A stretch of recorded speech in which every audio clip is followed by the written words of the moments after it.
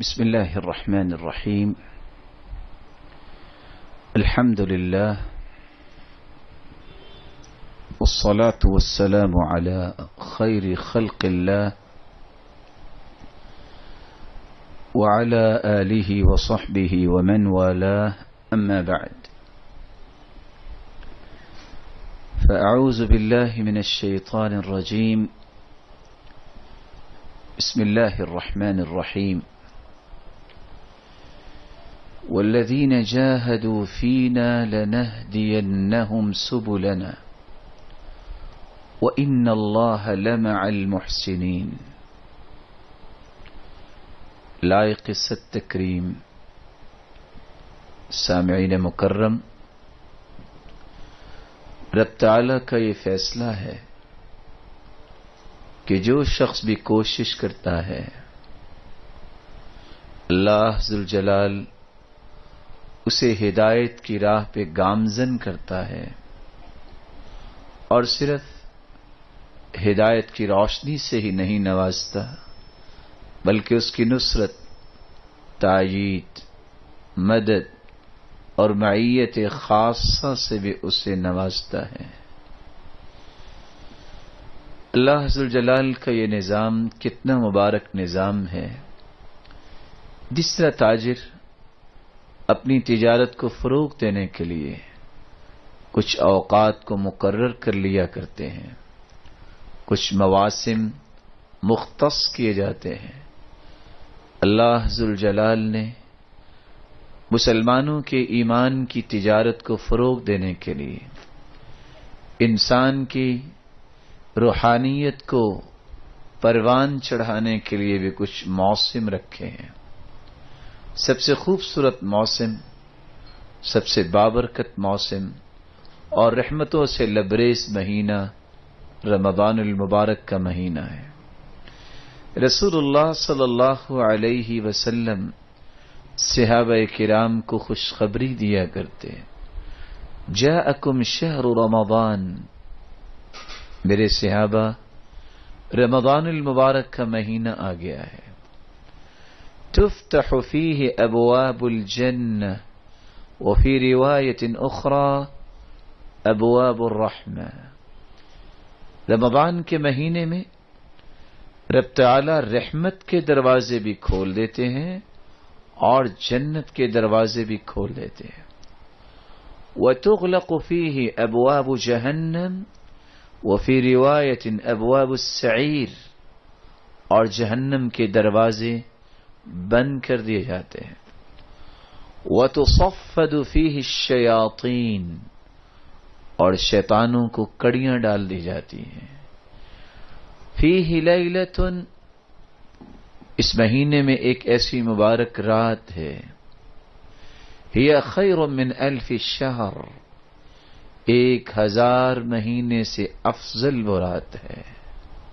من حرمها فقد حرم خیرها، جو شخص اس کی خیر سے محروم ہو گیا وہ بہت بڑی خیر سے محروم ہو گیا۔ بینگ مسلم، ہم سب کو یہ سوچنا ہے، ہم سب کو یہ بات اپنی زندگی میں لانی چاہیے کہ اتنا مبارک مہینہ، اس کو ہم فروٹفل کیسے بنا سکتے ہیں۔ کیف نستفید من رمضان، میں اور آپ اس مبارک مہینے سے فائدہ کیسے لے سکتے ہیں؟ کیسے میں اور آپ رب تعالیٰ کے محبوب لوگوں کی صف میں کھڑے ہو سکتے ہیں؟ کیسے مجھے اور آپ کو تقرب الہی نصیب ہو سکتا ہے؟ رسول اکرم صلی اللہ علیہ وسلم نے یہ ساری باتیں جو اپنے صحابہ کو سمجھائی، آج انہی مبارک باتوں کی روشنی میں آپ کی خدمت میں 10 چیزیں پیش کرنا چاہ رہا ہوں۔ کیف نستفید من رمضان، میں اور آپ رمضان کو کس طرح کامیابی سے گزار سکتے ہیں؟ سب سے پہلا کام مجھے اور آپ کو جو کرنا ہے، رمضان المبارک میں روزہ رکھنا، تراوی پڑھنا، قرآن کی تلاوت کرنا، اللہ ذوالجلال کا حکم سمجھ کے خیر خواہی اور ہمدردی کو، اور اسی طرح مسلمانوں کی محبت کو زندہ کرنا، صدقات دینا، ان سارے اعمال میں اپنی نیت کو خالص کیا جائے۔ اخلاص یہ عمل کی قبولیت کی پہلی بنیادی اور اساسی شرط ہے، کیونکہ اللہ کے رسول صلی اللہ علیہ وسلم کا فرمان ہے، ان اللہ لا يقبل من العمل الا ما كان له خالصا وابتغي به وجهه۔ رب تعالی صرف وہی عمل قبول فرماتے ہیں جو خالص اس کی رضا کے لیے کیا جائے۔ میرے ہر قول و عمل کا ایک ہی زاویہ ہونا چاہیے، مجھے میرے رب کی خوشنودی مل جائے، میرے رب کی رضا مل جائے۔ اور رسول اللہ صلی اللہ علیہ وسلم نے اس کی مثال کچھ یوں پیش کی، فرمایا انما الاعمال كالوعاء، اعمال ان کی مثال برتن کی مثال ہے، فإذا طاب أسفله طاب أعلاه، اگر برتن صاف ہوتا ہے آپ اس میں جو چیز ڈالیں گے وہ صاف ہی رہے گی، اگر وہ لبالب بھر جائے تو صاف چیز ہی آپ کی آنکھوں کے سامنے آئے گی۔ نیت جب انسان کی خالص ہوتی ہے، صاف ہوتی ہے، رب تعالیٰ اس سے کام بھی اچھے کرواتے ہیں، پھر اسے شرف قبولیت سے بھی نوازتے ہیں۔ وَإِذَا فَسُدَ أَسْفَلُهُ فَسُدَ أَعْلَاهُ، اگر برتن اندر سے صاف نہیں ہوتا تو آپ یہ امید نہیں کر سکتے کہ آپ جس چیز کو اس برتن میں ڈالیں گے وہ بھی صاف ہوگی۔ اس لیے سلف صالحین کو یہ راز ملا، بیٹا باپ سے پوچھتا ہے کہ صحابہ کرام کی کلام اتنی میٹھی کیوں ہوا کرتی تھی؟ ما احلا کلام اصحاب رسول اللہ صلی اللہ علیہ وسلم۔ ابا جان، صحابہ کرام کی گفتگو سنتے ہیں، اس میں لذت، حلاوت اور مٹھاس ہی کچھ عجیب ہوتی ہے۔ باپ پوچھتا ہے، یا بنائی اتدری بما حلا، بیٹا جانتے ہو ان کی بات میں لذت اتنی کیوں ہوتی تھی؟ کہا ابا جان میں تو نہیں جانتا۔ باپ کہتا ہے لأنہم ارادوا وجہ اللہ، کیونکہ جب بھی وہ بات کرتے ان کا ایک ہی ہدف ہوتا، میرا رب مجھ سے راضی ہو جائے۔ اس اخلاص کی وجہ سے رب تعالیٰ ان کے ایک ایک لفظ کو لذیذ بنا دیتے تھے۔ اور سچ کہا سلف صالحین نے، مَتَّقَ اللَّهَ عَبْدٌ فَأَحَبَّ الشُّهْرَةَ، اس لیے جو شخص اخلاص نہیں بلکہ شہرت کی وجہ سے کوئی کام کرتا ہے پوری زندگی وہ متقی نہیں بن سکتا۔ مَا صَدَقَ عَبْدٌ قَطْ فَأَحَبَّ الشُّهْرَةَ، جس شخص کے اندر اخلاص نہیں ہے ساری زندگی عبادت اور ریاضت کرتا رہے، اس کے اعمال، اس کے اقوال میں صداقت نہیں آتی۔ تو مجھے اور آپ کو سب سے پہلا کام جو کرنا ہے، اس مہینے کو برکتوں کو سمیٹنے کے لیے، اللہ ذوالجلال کی رحمتوں کو اپنے دامن میں جمع کرنے کے لیے ہمیں اپنی نیت کو خالص کرنا ہے۔ ہم نے ہر کام میں رب کی رضا، رب کی خوشنودی اور اسی کا تقرب اپنے سامنے رکھنا ہے۔ رسول اکرم صلی اللہ علیہ وآلہ وسلم نے اس لیے خوشخبری سنائی تھی، انما ينصر الله هذه الامه بضعيفها بدعوتهم وصلاتهم واخلاصهم، اس امت کی مدد اللہ ذوالجلال اس وقت فرمائیں گے جب اس امت کے اندر 3 خصلتیں آ جائیں گی، یہ امت، ان کے دلوں میں اخلاص پیدا ہو جائے، یہ نماز کے پابند بن جائیں اور ایک دوسرے کے خیر خواہ، ہمدرد اور ایک دوسرے کے لیے دعا کرنے والے بن جائیں۔ رب تعالی مجھے اور آپ کو خوبصورت نیت، ارادہ نصیب فرمائے، اور اس دعا کو یاد کر لیجئے، اور اگر یاد ہے تو میں پھر بھی دہرائے دیتا ہوں۔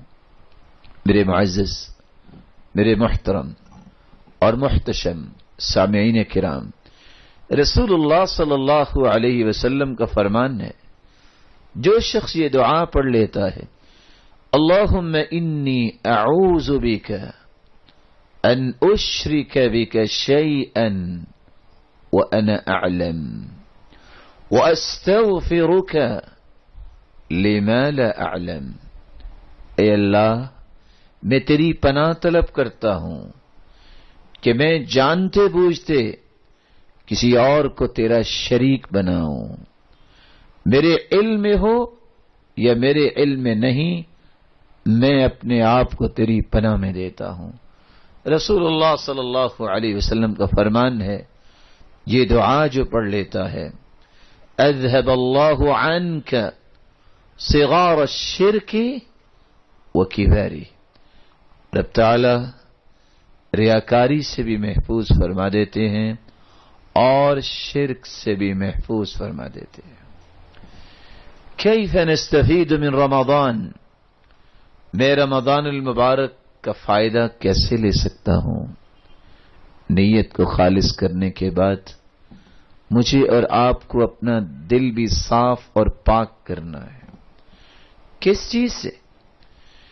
کسی مسلمان کے بارے میں بغض، عداوت، کینہ، حسد، عصبیت، تعصب، اس طرح کی کوئی چیز میرے اور آپ کے سینے میں نہیں ہونی چاہیے۔ اس لیے عبداللہ ابن مسعود رضی اللہ تعالی عنہ سے جب سوال کرنے والے نے سوال کیا، کیف تستقبلون رمضان، آپ لوگ رمضان المبارک کا استقبال کیسے کرتے؟ تو عبداللہ ابن مسعود رضی اللہ تعالی عنہ نے فرمایا، ما كان احدنا يجرأ على استقبال هلال رمضان وفي قلبه ذرة حقد على أخيه المسلم، کوئی شخص اس بات کی جرت نہیں کرتا تھا کہ رمضان کا مہینے کا چاند نظر آ جائے اور اس کے دل میں ذرہ برابر بھی کسی مسلمان کے بارے میں کوئی کینہ، بغض اور حسد ہو۔ دل کو صاف کیجیے۔ رسول اللہ صلی اللہ علیہ وسلم نے اس لیے فرمایا تھا، سب سے خوبصورت مومن وہ ہے جو ہر وقت اپنے دل کو صاف رکھتا ہے۔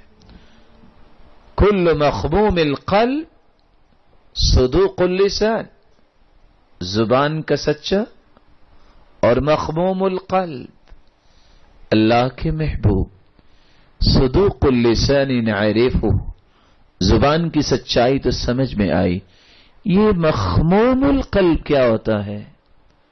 آپ نے فرمایا هو التقی النقی الذي لا اسم فيه ولا بغي ولا غل ولا حسد، ایسا متقی انسان، ایسا صاف اور شفاف دل کا مالک، جس کے دل میں گناہ کے جذبات، جس کے دل میں حسد، جس کے دل میں کینہ اور بغض، اور جس کے دل میں مسلمانوں کے بارے میں بغاوت کے جذبات نہ ہوں، ایسے دل کو رب تعالی سب سے زیادہ محبوب بنا لیتے ہیں۔ رسول اللہ صلی اللہ علیہ وآلہ وسلم، جن کے صحابی کا نام ہے سعد، یہ صحابی 30 سال کی عمر میں مسلمان ہوئے اور صرف 6 سال کے قریب زندہ رہے۔ اسلام لانے کے بعد 36 سال کی عمر میں یہ رب تعالیٰ کے پاس چلے گئے. ہر شخص فوت ہوتا ہے، لوگ ایک دوسرے کو اطلاع دیتے ہیں. اس شخص نے 6 سال میں کیا کیا ہوگا کہ رب تعالیٰ نے اپنے پیغمبر کی زبان سے اس کے لیے جنت کی بشارت کو جاری کر دیا اور کہلا دیا یہ جنتی ہے. صحابہ تشریف فرماتے ہیں، آپ نے فرمایا سيطلع عليكم الآن رجل من هذا الفج من اہل الجنہ. میرے صحابہ ابھی اس دروازے سے جو آئے گا وہ شخص جنتی ہوگا. جب دیکھا فإذا هو سعد رضی اللہ تعالی عنہ تشریف لا رہے ہیں. دائیں ہاتھ میں چھڑی ہے، بائیں ہاتھ میں جوتی ہے. وتقطر لحيته ماء، اور ان کی داڑھی مبارک سے پانی کے قطرات گر رہے ہیں. لوگ خوش ہوئے، جنتی. یہ وہی شخص ہے کہ جب اس کی وفات ہوئی، رب تعالیٰ کو یہ کتنا انسان پسند تھا، رب تعالیٰ نے جبریل کو پیغام دے کے بھیجا، جاؤ میرے محبوب سے کہہ دو کہ صحابی سعد کی روح کو قبض کر لیا گیا ہے.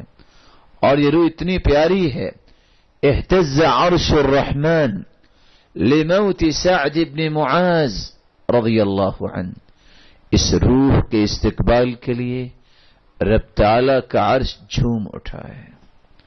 یہ وہ شخص ہے جس کے لیے اللہ ذوالجلال نے 70,000 فرشتوں کو آسمان سے بھیجا، جنہوں نے اس کے جنازے میں شرکت کی. سبب کیا ہے؟ یہ جنت کی بشارت، یہ اللہ ذوالجلال کے عرش کا جھومنا، یہ 70,000 فرشتوں کے جنازے میں شریک ہونا. کیوں تھا؟ صحابی ان کے گھر جاتے، سوال کرتے ہیں راز کیا ہے؟ کہا اگر راز جاننا چاہتے ہو تو سنیے. لا اجد غلا لأحد من المسلمین، میں نے آج تک کسی مسلمان کے بارے میں دل میں کوئی رکھا، میں نے آج تک کسی مسلمان کے بارے میں اپنے دل میں کوئی بھی کینہ اور بغض نہیں رکھا. دوسرا جواب، وَلَيْسَ فِي قَلْبِي غِمْرٌ، میرے دل میں کسی مسلمان کے بارے میں کوئی گرہ نہیں ہے.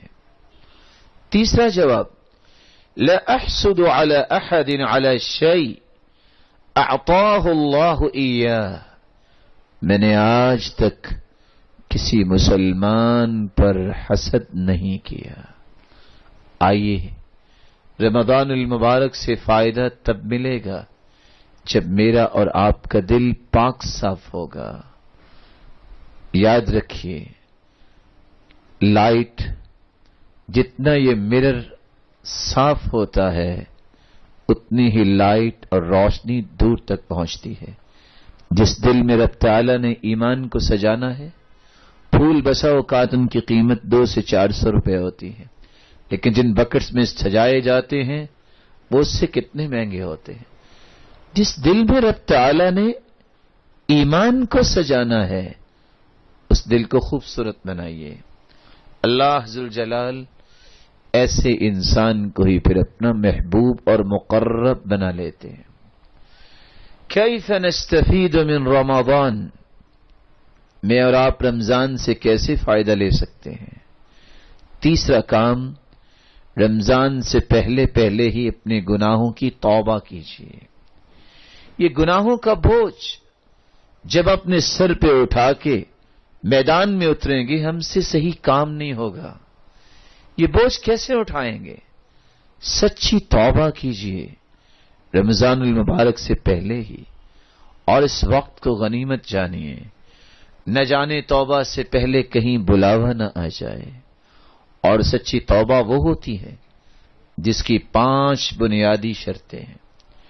رب تعالی کی رضا کے لیے توبہ کیجیے کہ میرا رب کسی طریقے سے راضی ہو جائے. دوسری بات، اللہ ذوالجلال کے سامنے اپنے گناہوں کا اعتراف کیجیے، اقرار کیجیے. ان العبد اذا اعترف ثم تاب تاب اللہ علیہ. بندہ مومن جب اعتراف کرتا ہے رب تعالی اس کی توبہ کو قبول فرما لیتے. تیسری شرط، جہاں گناہوں کا اعتراف اللہ کے سامنے کر رہے ہیں وہاں نادم اور پریشان ہو کے رب کو دکھائیے، میرے رب مجھ سے یہ غلطی ہوگی، میں شرمندہ ہوں، مجھے تو معاف کر دے. فإن التوبة الندم والاستغفار. اصل توبہ یہی ہے کہ اللہ کے سامنے شرمندگی کا اظہار کرنا. چوتھی بات، جس گناہ سے توبہ کرنا چاہ رہے ہیں اس گناہ کو چھوڑ دیا جائے. میں توبہ بھی کروں، نماز پھر بھی نہ پڑھوں، اللہ نہ کرے، اس کو توبہ نہیں کہتے. اس لیے فضیل ابن عیاض رحمہ اللہ تعالی کہا کرتے تھے، التوبہ بلا اقلاع عن الذنب توبۃ الکذابین. جو شخص گناہ کو چھوڑتا نہیں اور توبہ کی بات کرتا ہے یہ تو جھوٹے لوگوں کی توبہ ہے. اس لیے سلف صالحین کہا کرتے تھے، استغفارنا یحتاج الی استغفار. ہمارا استغفار بھی کسی استغفار کا محتاج ہے.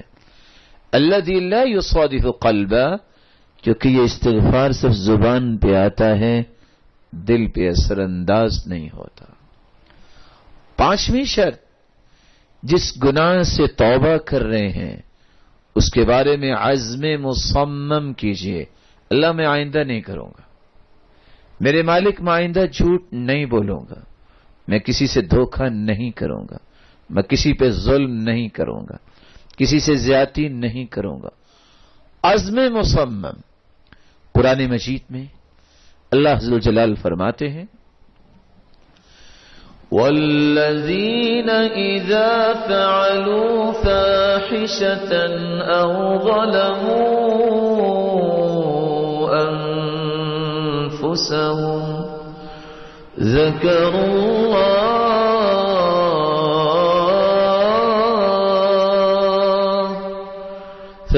فَاسْتَغْفَرُوا لِذُنُوبِهِمْ وَمَن يَغْفِرُ الذُّنُوبَ إِلَّا اللَّهُ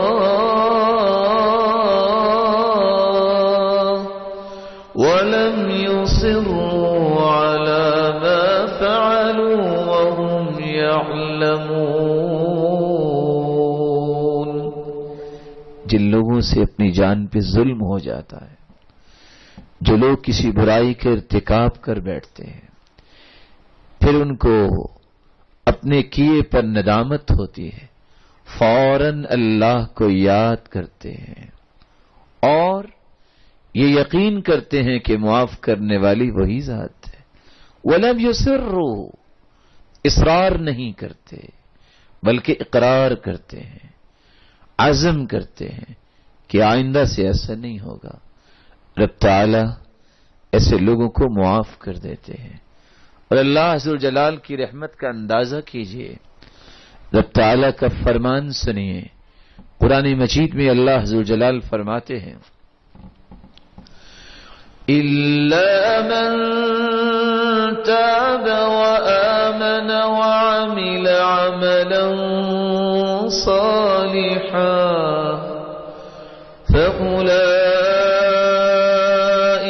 يُبَدِّلُ اللَّهُ سَيِّئَاتِهِمْ حَسَنَاتٍ وَكَانَ اللَّهُ غَفُورًا رَحِيمًا. جو شخص توبہ کر لے، اور توبہ کیسے کرے اس کا طریقہ سنیے جو رسول اللہ صلی اللہ علیہ وسلم نے بیان کیا. کسی کے گناہ زمین و آسمان کا خلا بھی بھر دیں، اچھا سا وضو کرے، 2 رکعتیں پڑھے، رب تعالیٰ کے سامنے اپنے کمزور ہاتھوں کو اٹھا لے، ان شرائط کو سامنے رکھتے ہوئے اللہ ذوالجلال کو یہ کہے رب اغفر لی، میرے رب مجھے معاف فرما دے۔ اللہ ذوالجلال فرشتوں سے مخاطب ہوتے ہیں، علم عبدی ان له ربا یغفر الذنوب، میرے فرشتوں آج اس میرے بندے کو اس بات کا یقین ہو گیا کہ اس کا کوئی رب بھی ہے جو اسے معاف کرنے والا ہے۔ پھر اللہ ذوالجلال اس بندے کی طرف مخاطب ہوتے ہیں اور فرماتے ہیں عبدی، او میرے بندے، اعمل ما شئت فقد غفر لک، جاؤ تم نے سچی توبہ کی ہے، جو بھی آج تک تم نے گناہ کیا ہے میں تجھے معاف کرتا ہوں۔ اور قرآن کی آیت کیا بتا رہی ہے؟ جو توبہ کر لیتا ہے اور پھر عمل صالح کے لیے پیش قدمی کرتا ہے، پلاننگ کرتا ہے کہ میں آئندہ سے نیک کام کروں گا، اللہ ذوالجلال کا یہ نظام دیکھیے، 60 سے 70 سال کے گناہ کتنے ہوں گے، رب تعالی توبہ کو صرف قبول نہیں کرتے، گناہوں کو صرف معاف نہیں کرتے، بلکہ ان گناہوں کو نیکیوں میں تبدیل فرما دیتے ہیں۔ گناہوں سے توبہ کیجیے۔ چوتھا کام، کیف نستفید من رمضان، میں اور آپ رمضان سے فائدہ کیسے لے سکتے ہیں؟ وقت کی تنظیم کیجیے، پلاننگ کیجیے۔ آپ کے علم میں ہونا چاہیے کہ اس مبارک مہینے میں نے کس وقت کیا کرنا ہے۔ عقل و دانش اس بات کا تقاضا کرتی ہے اس مبارک مہینے کا کوئی وقت ضائع نہ ہو۔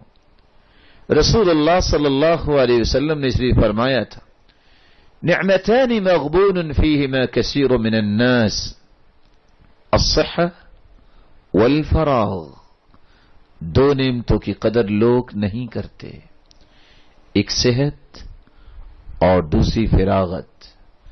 اس لیے رسول اللہ صلی اللہ علیہ وسلم نے فرمایا تھا، اغتنم 5 قبل 5، 5 چیزوں کو 5 چیزوں سے پہلے غنیمت جانیے، شبابک قبل حرمک، جوانی کو بڑھاپے سے پہلے غنیمت جانیے، صحتک قبل سقمک، بیماری سے پہلے صحت کو غنیمت جانیے، فراغک قبل شغلک، آپ فارغ ہیں تو مشغول ہونے سے پہلے فراغت کو غنیمت جانیے، غناک قبل فقرک، مال ہے تو فقیر ہونے سے پہلے غنیمت جانیے، وحیاتک قبل موتک، موت سے پہلے اپنی زندگی کو غنیمت جانیے۔ اور اس لیے سلف کہا کرتے تھے، من علامت المقت ضیاع الوقت، کسی کی بد نصیبی کی علامت یہ ہے کہ وہ وقت کو ضائع کرتا ہے۔ آپ یہ طے کیجئے، میں نے صبح کی نماز پڑھنی ہے جماعت کے ساتھ، میں نے سحری کے وقت اٹھنا ہے، میں نے سحری کرنی ہے، بھوک نہیں بھی ہے، تسحروا فإن فی السحور برکہ، سحری کیا کرو کیونکہ سحری میں برکت ہے، ولو بجرعۃ ماء، خاتم پانی کے گھونٹ لے لو، نعم سحور المرء التمر، مسلمان کی بہترین سحری کھجور ہے، آپ سحری سے پہلے اٹھیے، وبالاسحار هم يستغفرون، جو سحریوں کو استغفار کرنے والوں کی تعریف قرآن میں ہوئی ہے، ان لوگوں کی سب میں اپنے آپ کو شامل کیجیے، دعا کیجیے، نماز با جماعت پڑھیے، طے کیجیے میں نے نماز کے بعد ذکر کرنا ہے۔ اور صحیح بخاری کی روایت میں سنانا چاہوں گا، میرے بہت ہی محترم بھائی ابھی یہ بات کر رہے تھے کہ پاکستان میں یہ رواج کیوں نہیں ہے، رواج ہونا چاہیے۔ صحیح بخاری کی روایت بتاتی ہے، والملائكة يصلون على أحدكم ما دام في مجلسه الذي صلى فيه تقول الملائكة اللهم اغفر له اللهم ارحم اللهم تب عليه ما لم يؤذي وما لم يحدث. جو شخص نماز پڑھتا ہے پھر نماز کے بعد اپنی مصلی میں بیٹھا رہتا ہے. مصلی جہاں آپ کے قدم ہے جہاں آپ نے پیشانی رکھی یہ آپ کی جگہ ہے.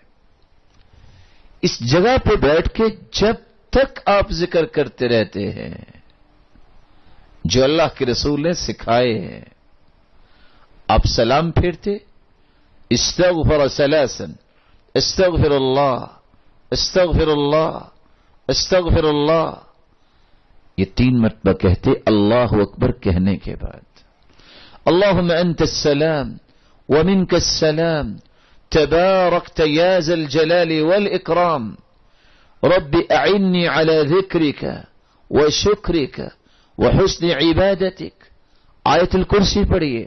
من قرأ آية الكرسي دبر كل صلاة مكتوبة لم يمنعه من دخول الجنة إلا أن يموت. جو فرض نماز کے بعد آیت الکرسی پڑھتا ہے اس کے اور جنت کے درمیان صرف موت کا پردہ حائل ہے. جس دن فوت ہوگا اس دن وہ جنتی مہمان ہوگا. 33 مرتبہ سبحان اللہ پڑھیے. 33 مرتبہ الحمدللہ پڑھیے. 34 مرتبہ اللہ اکبر پڑھیے. من سبح اللہ 33 وحمد اللہ 33 وکبر اللہ 34. جو یہ عمل کر لیتا ہے 33 مرتبہ سبحان اللہ الحمدللہ پڑھتا ہے اور اللہ اکبر 34 مرتبہ پڑھتا ہے حطت عنہ خطایا وان كانت مثل زبد البحر. سمندر کی جھاگ جتنے بھی گناہ ہوں تو رب تعالی اس کے گناہوں کو معاف کر دیتے ہیں. یہ اذکار کیجئے جب تک کوئی ذکر کرتا رہتا ہے. صحیح بخاری کی روایت ہے دوسری اللہ ذوالجلال کے فرشتے نازل ہوتے ہیں. کتنی ان کی تعداد ہے؟ حتی یملأ ما بین السماء والارض. زمین و آسمان کا خلا فرشتوں سے بھر جاتا ہے. کیا لینے آتے ہیں؟ ان للہ ملائکۃ سیارۃ فضلا. اللہ کے کچھ موبائل فرشتے ہیں جو گردش کرتے رہتے ہیں جن کا کام یہ ہے جہاں اللہ کا ذکر ہوگا اللہ کا قرآن پڑھا جائے گا اس مجلس کو اٹینڈ کریں گے. 3 دعائیں وہ کھربوں کی تعداد میں فرشتے کرتے ہیں اس کے لیے جو ذکر کرتا ہے. اللہم اغفر لہ اے اللہ اسے معاف فرما دے. اللہم ارحم اللہ اس پہ رحمت کی برکھا برسا دے. اللہم تب علی اے اللہ اس کی توبہ کو قبول فرما لے. ما لم یؤذی وما لم یحدث جب تک یہ شخص بے وضو نہ ہو جائے کسی کو تکلیف نہ دے فرشتے اس کے لیے دعائیں کرتے ہی رہتے ہیں. میرے معزز میرے مکرم میں اور آپ اگر کسی کے لیے دعا کریں یا ہم کسی سے گزارش کریں کیا شورٹی ہے کہ یہ قبول ہوگی. لیکن فرشتوں کی دعا کو اللہ کبھی رد نہیں کرتے کیونکہ فرشتے رب کی اجازت کے بغیر دعا کرتے ہی نہیں ہیں. اور اللہ ذوالجلال حکم اس کو دیتے ہیں ان فرشتوں کو جب اپنے بندے سے راضی ہو جاتے ہیں کہ اب دعا کرو میرے بندے کے بارے میں. پلاننگ کیجیے. اس وقت میں نے قرآن پڑھنا ہے. اس وقت مجھے اپنی فیملی کے ساتھ وقت گزارنا ہے. یہ میرے کاروبار کا وقت ہے. یہ میرے آرام کا وقت ہے. اپنے وقت کی تنظیم کیجیے. طے کیجیے کہ میں نے یہ کام کرنا ہے رمضان میں. اللہ ذوالجلال آپ کے اوقات میں برکت فرمائے. 5واں کام جو بڑا ہی مہم کام ہے اس رمضان کے شروع ہونے سے پہلے اپنی زبان کی حفاظت کر لے. رسول اکرم صلی اللہ علیہ وسلم کا فرمان ہے من لم يدع قول الزور والجهل والعمل به فلا حاجة لله أن يدع طعامه وشرابه. جو شخص جھوٹ نہیں چھوڑتا، جو شخص جہالت کے کام نہیں چھوڑتا، جو شخص دھوکے اور فراڈ کو نہیں چھوڑتا، اللہ تعالیٰ کو ایسے بھوکے اور پیاسے رہنے والے کی کوئی پرواہ نہیں ہے. فَلْيَصُمْ سَمْعُكَ وَبَصَرُكَ وَلِسَانُكَ. روزہ صرف پیٹ کا نہیں، اپنے کانوں کا بھی روزہ رکھیے، اپنی آنکھوں کا روزہ رکھیے، اپنی زبان کا روزہ رکھیے. مسلمان کی تو شایان شان ہی نہیں ہے وہ کسی کی غیبت کرے، مسلمان کی تو شایان شان ہی نہیں ہے وہ کسی کو گالی دے.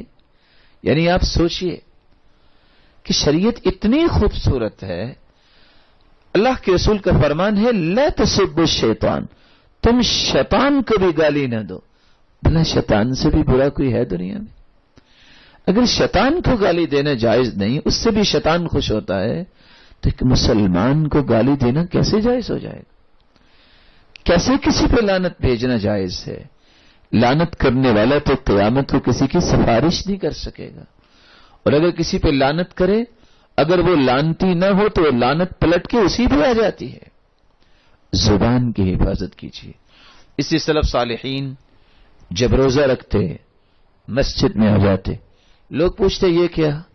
کہتے نحفظ صومنا ولا نغتاب. ہم اصل میں اپنے روزے کی حفاظت کرنا چاہتے ہیں، ہم غیبت نہیں کرنا چاہتے. بلکہ حدیث سکھاتی ہے وَإِن سَابَّكَ أَحَدٌ أَوْ جَهِلَ عَلَيْكَ، اگر کوئی آپ کو گالی دے بھی دے، آپ سے لڑائی کرتا ہے، آپ اسے کہو انی صائم، بھائی میں روزے دار ہوں، انی صائم، میں روزے دار ہوں. وہاں جہالت کا جواب جہالت سے نہیں، گالی کا جواب گالی سے نہیں. یحییٰ بن معین کو گالی دینے والے نے گالی دی، یہ علم والا تھا، انہوں نے مسکرا کے دکھا دیا. پاس بیٹھا کہتا ہے ارے بزدل جواب دو، جواب کیوں نہیں دے رہے؟ تو مسکرا کے کہتے ہیں فَلِمَاذَا تَعَلَّمْتُ إِذًا، اگر میں نے گالی کا جواب گالی سے دینا ہے تو میں نے علم کو سیکھا، میں نے دین کو سیکھا. دین اور علم سکھاتا ہے تہذیب، دین اور علم ہی انسان کی گرومنگ کرتا ہے. یہ پیوریفیکیشن انسان کے آداب اور شخصیت کی ہوتی ہے، علم کے ساتھ ہوتی ہے. جس نے روزہ رکھنا ہے اللہ کے لیے، اس کو اپنی زبان کی حفاظت کرنی چاہیے. اور یہاں میں مالک بن دینار کی ایک بات بطور تحفہ پیش کرنا چاہوں گا، شاید زندگی میں کام آ جائے. وہ کہا کرتے تھے اذا وجدت وهنا في بدنك نقصا في رزقك قساوة في قلبك، اگر تمہیں یہ فیلنگز آتی ہیں جسم میں کمزوری آ گئی ہے، لاغری آ گئی ہے، رزق کم ہونا شروع ہو گیا ہے، دل پتھر ہو گیا ہے، فاعلم انك تكلمت فيما لا يعنی، تو یقین کر لو تمہاری زبان نے کچھ ایسا بول دیا ہے جو بولنا نہیں چاہیے تھا. دل پتھر ایسے ہی ہوتا ہے، اور رزق میں کمی آتی ہے، اور انسان کے جسم کے اندر لاغری آتی ہے. اللہ ذو الجلال کے پیغمبر نے شریف فرمایا تھا لا يستقيم ایمان عبد حتى يستقيم قلبه ولا يستقيم قلبه حتى يستقيم لسانه. کسی انسان کا ایمان خوبصورت نہیں بن سکتا جب تک اس کا دل خوبصورت نہ ہو، اور دل خوبصورت اس وقت تک نہیں ہو سکتا جب تک اس کی زبان خوبصورت نہ ہو. اپنی نیت کو خالص کیجیے، دل کو پاک صاف کیجیے، توبہ کیجیے، وقت کی ایک تنظیم کیجیے. اپنی زبان کی حفاظت کرنے کے بعد روزہ اور تراویح قیام اللیل کو 2 نیتوں کے ساتھ پورا کیجیے، محبت اور دل کی خوشی کے ساتھ، اور اجر و ثواب کے لیے یہ کام کیجیے. دھکے سے نہیں، نہ خوشی سے نہیں. من صام رمضان ایمانا واحتسابا غفر له ما تقدم من ذنبه.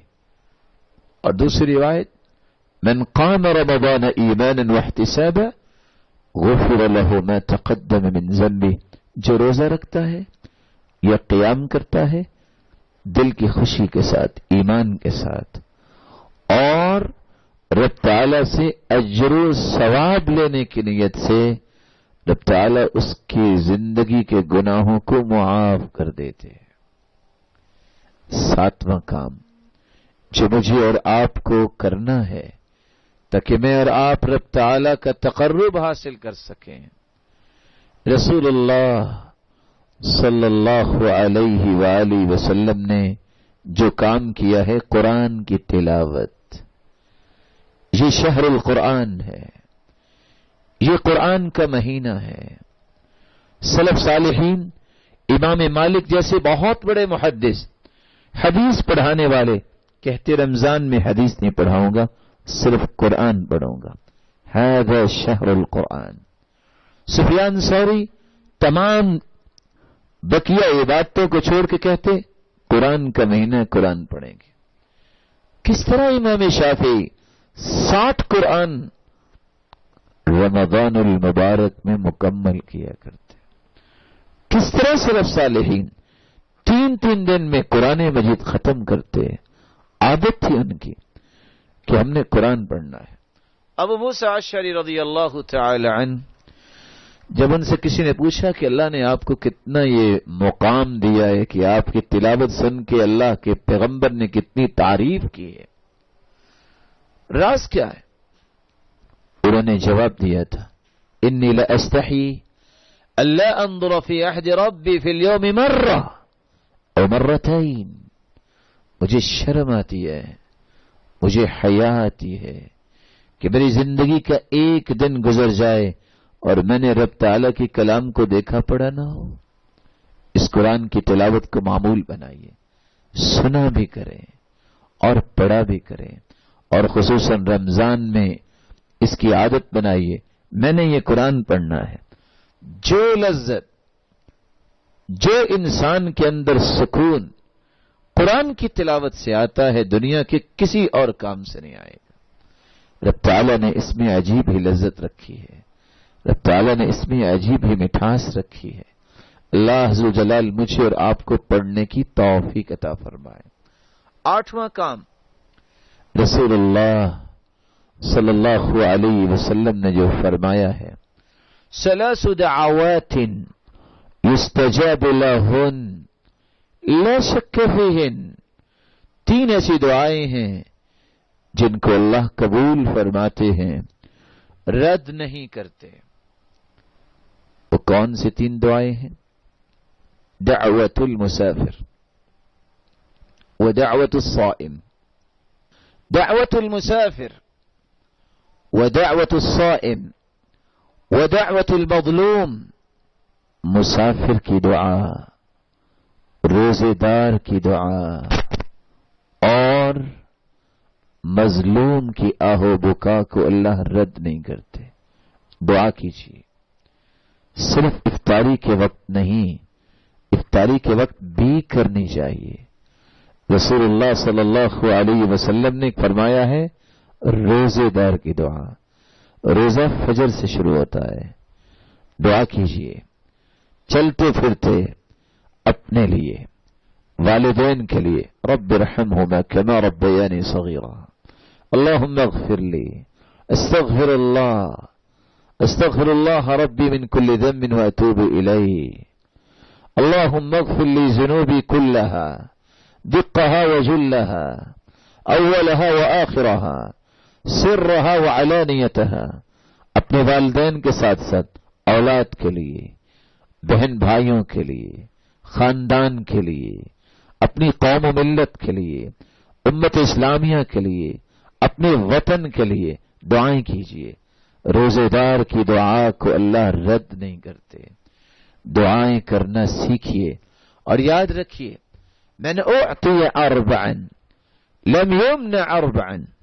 جس کو 4 چیزیں نصیب ہو جائیں وہ 4 چیزوں سے محروم نہیں ہوتا. من اعطی الشکر لم یمنع المزید، جس کو شکر کی اللہ تعالی صلاحیت دے دے، اللہ تعالیٰ اسے اور عطائیں عطا کرتے ہیں، اس کو محروم نہیں کرتے۔ ومن اعطی التوبہ لم یمنع القبول، اور جس شخص کو توبہ اور دعا کی توفیق مل جائے وہ قبولیت سے محروم نہیں ہوتا۔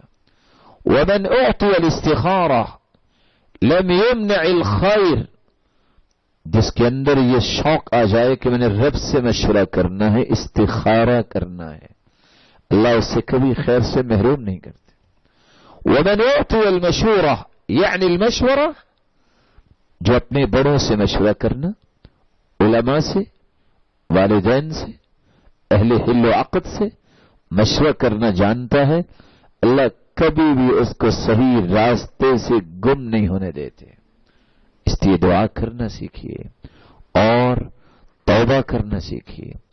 نواں کام جو رسول اللہ صلی اللہ علیہ وسلم نے سکھایا، یہ مبارک مہینہ بہت برکتوں والا مہینہ ہے، اس کی برکتوں کو سمیٹیے۔ من فطر صائما فلہ اجر مثل الصائم، جو روزے دار کو اس کے روزے کے افطار کرواتا ہے، جتنا روزہ رکھنے والے کو اجر ملتا ہے، افطاری کروانے والے کو بھی اتنا ہی اجر ملتا ہے۔ افطار پروگرام بنائیے، عادت بنائیے، ہر مسجد میں افطاری کا بندوبست۔ میں اپنی فیملی کو کیوں انوائٹ نہ کروں؟ اپنی کمیونٹی کے وہ لوگ جو میرے دست بازو بھی ہیں، میرے دوست، ان کو اپنے گھر بلائیے، افطاری کروائیے، یہ نیکی کا جذبہ پروان چڑھائیے رمضان کے اندر۔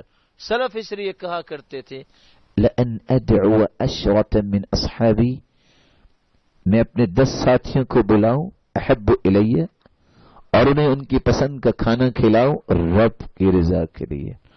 یہ زیادہ مجھے پیارا لگتا ہے کس سے؟ ان اعتق 10 من ولد اسماعیل، کہ میں اسماعیل علیہ السلام کی اولاد میں سے، اس قوم میں سے 10 لوگوں کی گردنوں کو آزاد کروں۔ فقیر، مسکین، حاجت مند، ضرورت مند تک کھانا پہنچائیے۔ بہت بڑا موقع ہے۔ جو نمازی ہیں، روزہ رکھنا چاہتے ہیں لیکن ان کے پاس ساز و سامان نہیں، رمضان پیکج بنائیے، ان کے گھر تک پہنچائیے۔ روزہ وہ رکھیں گے، رب تعالیٰ ان کو بھی پورا اجر دیں گے، آپ کو بھی پورا اجر دیں گے۔ اس لیے اللہ کے رسول صلی اللہ علیہ وسلم نے 2 باتیں کہی ہیں، ان خیارکم من اطعم الطعام، سب سے بہترین تم میں سے وہ ہے جو لوگوں کو کھانا کھلاتا ہے۔ صحابی نے پوچھا ای الاسلام خیر، بہترین اسلام کی دلیل کیا ہے؟ اللہ کے رسول نے فرمایا تطعم الطعام وتقرأ السلام على من عرفت ومن لم تعرف، تم لوگوں کو کھانا کھلاؤ، جس کو جانتے ہو یا جس کو نہیں جانتے اس کو سلام کہو۔ بلکہ آپ نے فرمایا ان فی الجنت لغرفا، جنت میں اللہ نے ایسے کرسٹل کے گھر بنائے ہیں، یرى ظاہرها من باطنها وباطنها من ظاہرها، اس مکان میں بیٹھے آپ پوری جنت کا نظارہ کر پائیں گے۔ اور اگر آپ باہر چلے گئے اور جائیں گے باہر، وہاں صحیح مسلم کی روایت بتاتی ہے کہ جمعہ بازار بھی لگے گا اور جنتی جائیں گے۔ جنتی جب جائیں گے تو اپنے گھر کا ایک ایک نظارہ دور سے کر رہے ہوں گے۔ پوچھا اللہ کے رسول یہ کس کے لیے؟ آپ نے جواب دیا لمن الان الکلام، جو اپنی زبان میں نرمی پیدا کر لیتا ہے،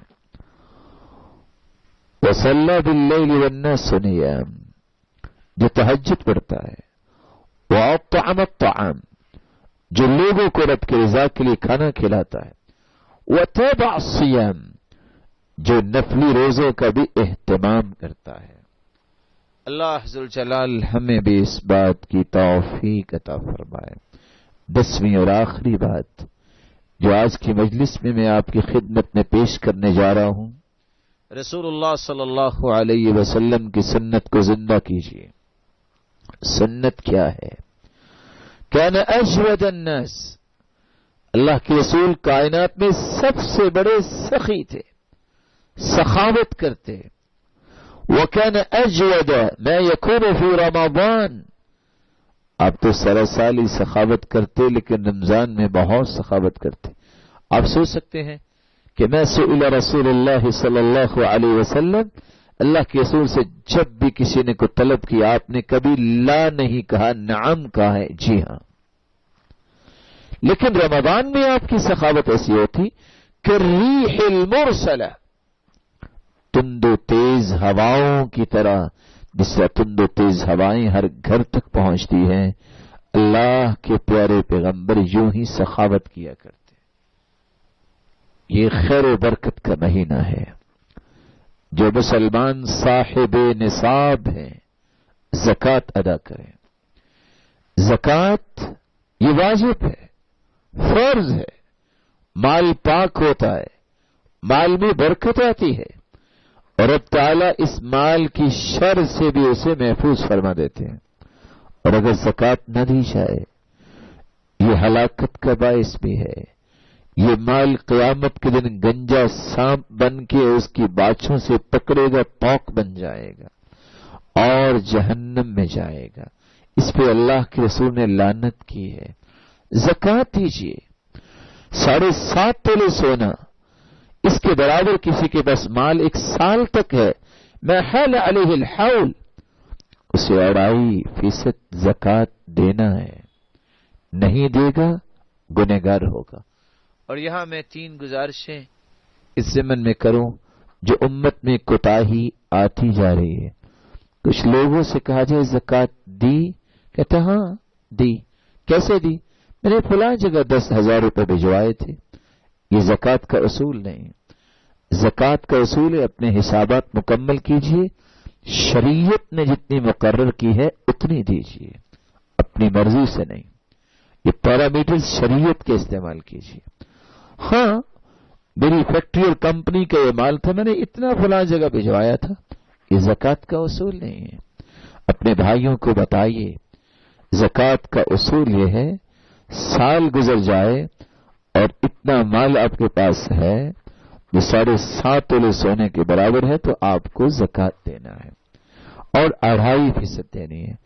دوسری کوتاہی جو اس وقت آ رہی ہے، زکوٰۃ کو اگر رمضان میں دیتا ہے بہت اچھا ہے، لیکن کیا کرے جب زکوٰۃ کا وقت آئے تو فوراً زکوٰۃ نکال کے ان لوگوں تک پہنچائے جن کا قرآن نے تذکرہ کیا ہے۔ انما الصدقات للفقراء، فقیروں کے لیے، والمساکین، مسکینوں کے لیے، والعاملین علیہا، جو ان لوگوں کا بندوبست کرنے والے ہیں، والمؤلفۃ قلوبہم، جن کی تعلیف قلب مقصود ہو، اسلام کے انہیں قریب کرنا مقصود ہو، وفی الرقاب، کسی کی گردن آزاد کرنے کے لیے، والغارمین، کسی مقروض کا قرض اتارنے کے لیے، وفی سبیل اللہ، اللہ کی راہ میں، وابن السبیل، مسافر پر، خواہ اپنے گھر میں کروڑ پتی ہے لیکن سفر میں اس کے پاس کچھ نہیں ہے،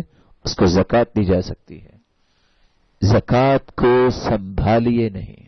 ہوتا کیا ہے، اس رمضان کو میں نے زکوٰۃ دینی ہے اور میں کرتا کیا ہوں، روک لیتا ہوں، اپنے مال میں ہی سے باقی رکھتا ہوں۔ زکوٰۃ کتنی ہے؟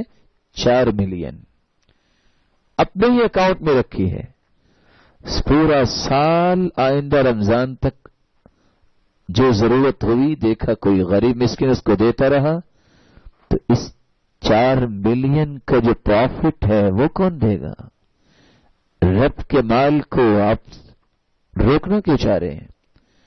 اگر آپ نے اس طرح ہی تقسیم کرنا ہے تو اس کا صحیح طریقہ یہ ہے، آپ اس رمضان کو جو زکوٰۃ دیں گے وہ پہلے تقسیم کر لیجیے، جائز ہے۔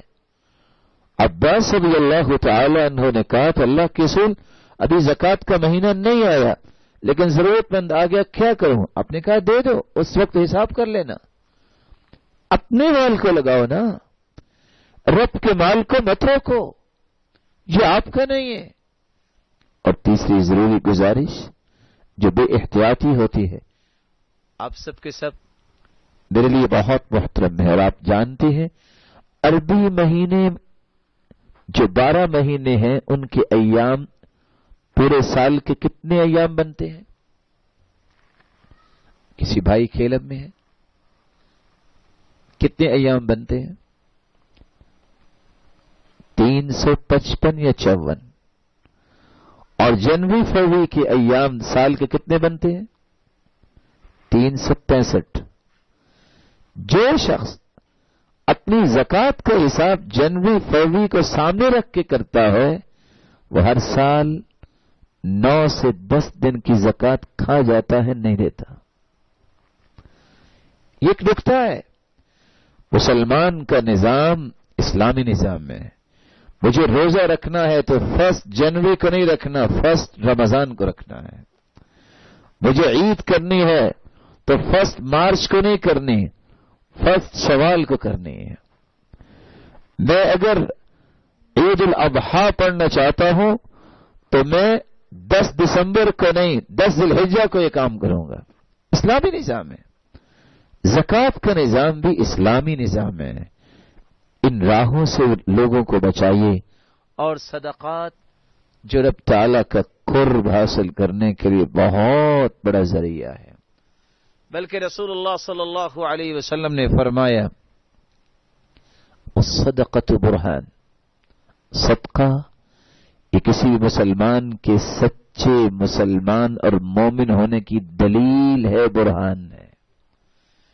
بلکہ رسول اللہ صلی اللہ علیہ وسلم نے فرمایا صدقہ یہ جسمانی بیماریوں کا علاج ہے، داووا مرضاکم بالصدقہ، اپنی بیماریوں کا علاج صدقے کے ساتھ کرو۔ وفی القصص عبر، بعض قصوں میں عبرت ہوتی ہے۔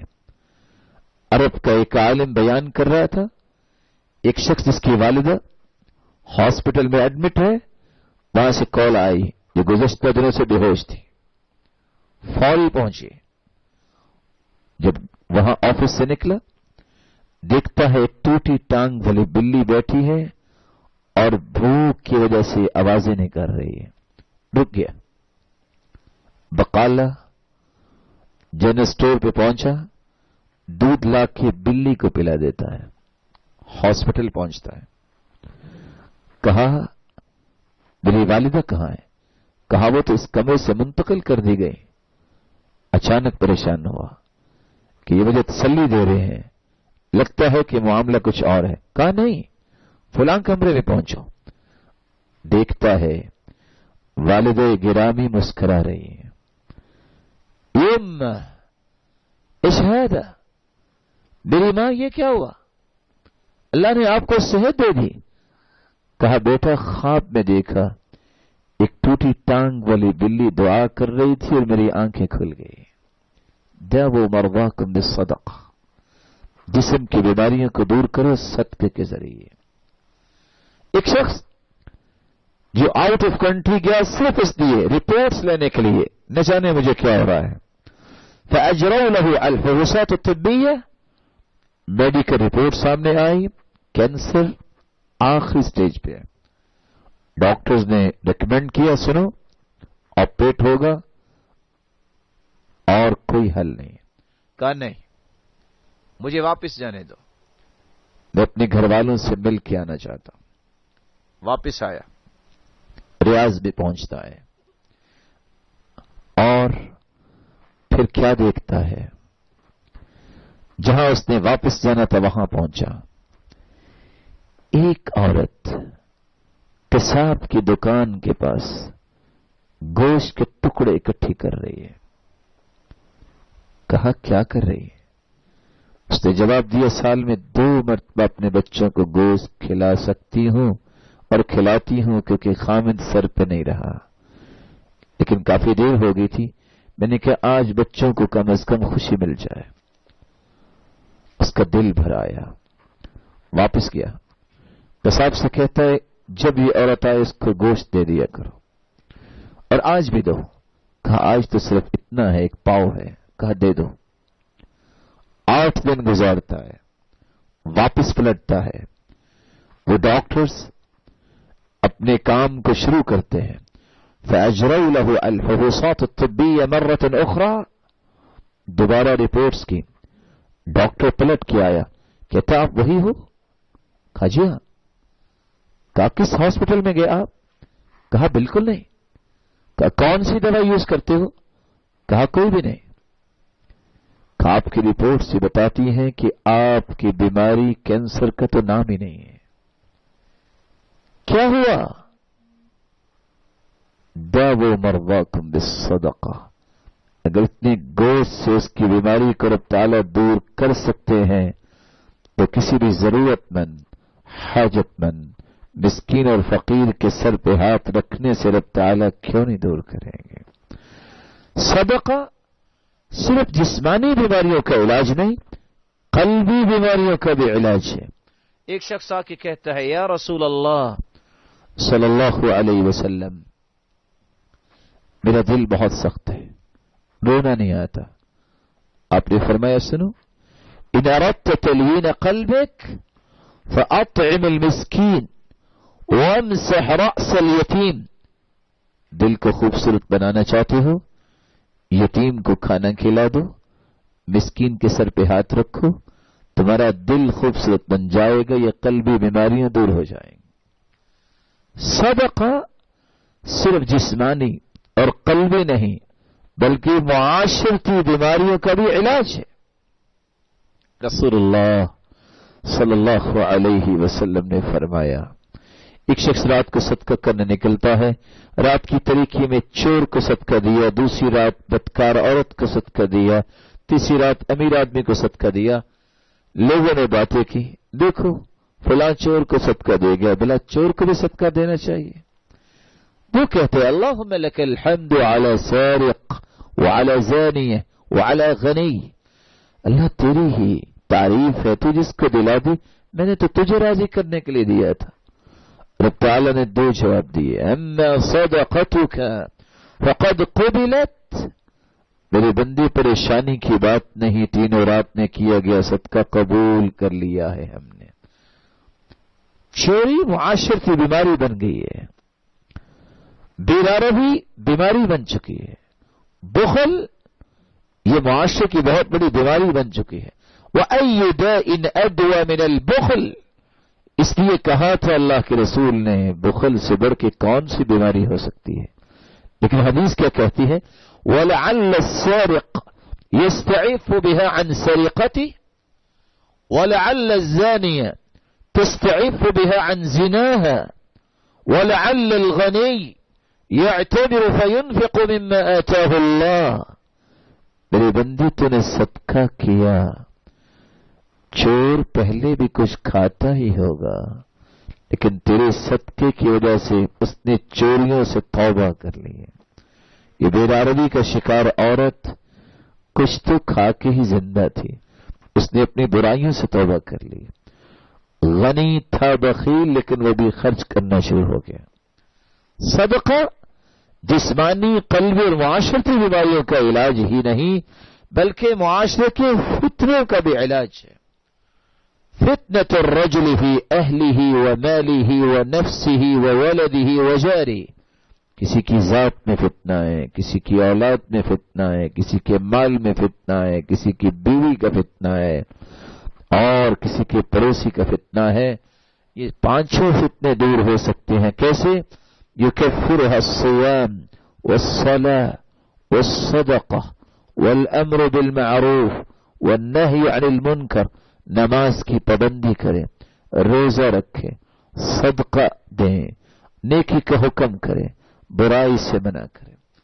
بلکہ رسول اللہ صلی اللہ علیہ وسلم نے فرمایا الصدقہ تطفئ الخطیئہ کما يطفئ الماء النار، صدقہ تو انسان کے گناہوں کو اس طرح مٹا دیتا ہے جس طرح آگ پانی سے ختم ہو جاتی ہے۔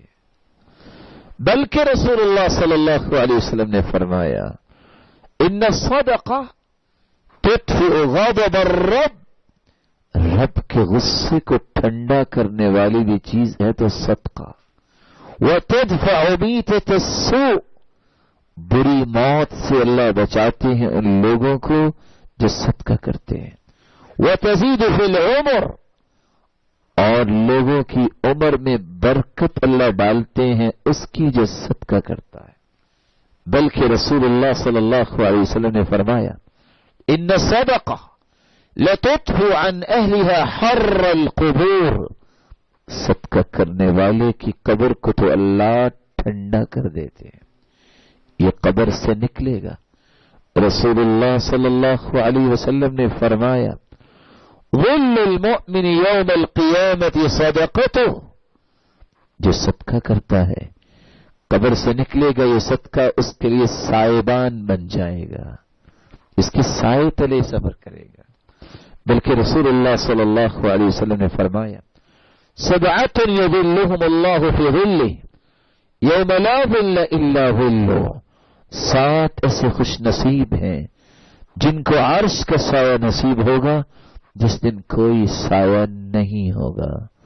उनमें एक शख्स वो है, वरजुलन तसद्दक़ बिसदक़ह फ़अख़फ़ाहा हत्ता ला तअलम शिमालुहु मा तुनफ़िक़ु यमीनुहु, जो रब तआला के रास्ते में उसकी रजा हासिल करने के लिए खुफिया सदका करता है दाएं हाथ से कि उसके बाएं हाथ को पता नहीं चलता।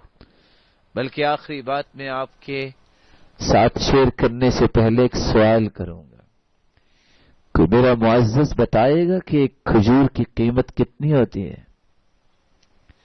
एक खजूर की कीमत क्या है?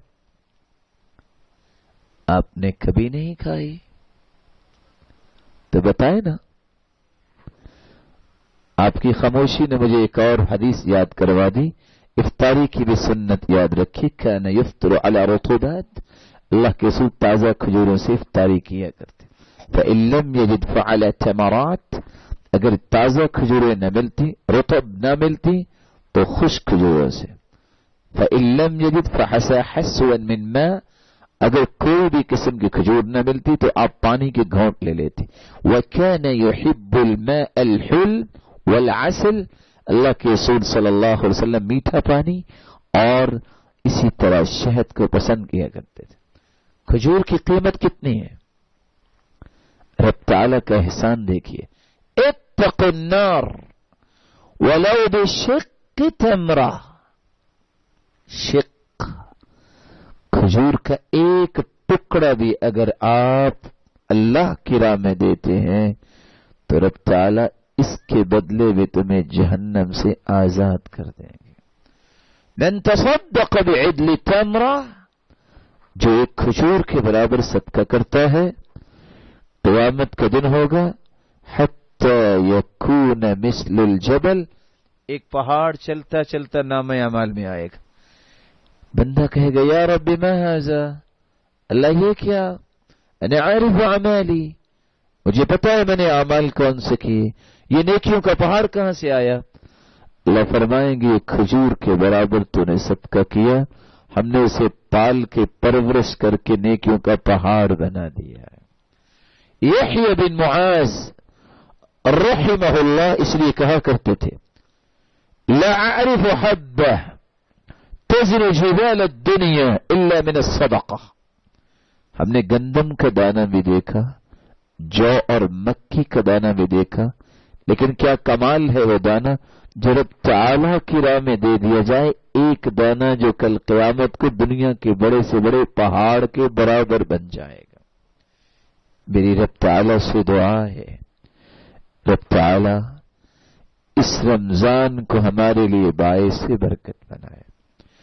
सलफ 6 महीने रमजान की दुआ करते और फिर 6 महीने उसकी कबूलियत की दुआ करते। दुआ कीजिए, ए अल्लाह इन 10 कामों को इस मुबारक महीने में इख्तियार करने की तौफीक अता फरमा। नीयत को खालिस करना, दिल को साफ करना, तौबा करना, वक्त की तरतीब बनाना, जुबान की हिफाजत करना, روزہ رکھنا اور رات کو قیام کرنا، قرآن مجید کی تلاوت کرنا، لوگوں کی افطاری اور لوگوں کی خوراک کا بندوبست کرنا، اور اللہ ذو جلال کے سامنے ہاتھ اٹھا کے دعائیں کرنا، اور صدقات اللہ ذو جلال کو راضی کرنے کے لیے پیش کرنا۔ اللہ ذو جلال سے دعا ہے جتنے یہ روشن چہرے بیٹھے ہیں رب تعالی سب پہ جہنم حرام قرار دے دے۔ مولا کریم جتنے یہ بات سننے والے ہیں اے اللہ ان میں کوئی بیمار ہے تو ان کی بیماریوں کو شفاؤں میں بدل دے، جو کسی مصیبت میں ہے ان کی مصیبتوں کو خوشیاں بنا دے، جو کسی بھی تنگی میں ہے اے اللہ ان کے لیے آسانیوں کے خزانے کھول دے۔ مولا کریم جو صاحب اولاد ہیں ان کی اولادوں کو نیک بنا، دست بازو بنا، آنکھوں کی ٹھنڈک بنا، صدقہ جاریہ بنا، اور جو بے اولاد ہیں ان کی جھولیوں کو بھی بارونق بنا۔ مولا کریم جس طرح دین کے لیے جمع ہے اللہ سب کو اپنے والدین اور اولادوں کے ساتھ جنت الفردوس میں جمع فرما۔ مولا کریم جس میرے محترم بھائی نے، جس محترمہ بہن نے یہ نیکی کی بات سننے اور سنانے کا موقع بنایا اے اللہ تو ان کو کروڑہا رحمتوں سے نواز، برکتوں سے نواز، اور قیامت کے دن ہم سب کو اپنے محبوب کے رفاقت نصیب فرما اور اپنے دیدار کا مستحق بنا۔ وآخر دعوانا ان الحمد للہ رب العالمین۔ اللہ کے دین کی دعوت اور لوگوں تک پہنچانے کے لیے اس ویڈیو کو ضرور لائک، شیئر، کمنٹ اور سبسکرائب کریں۔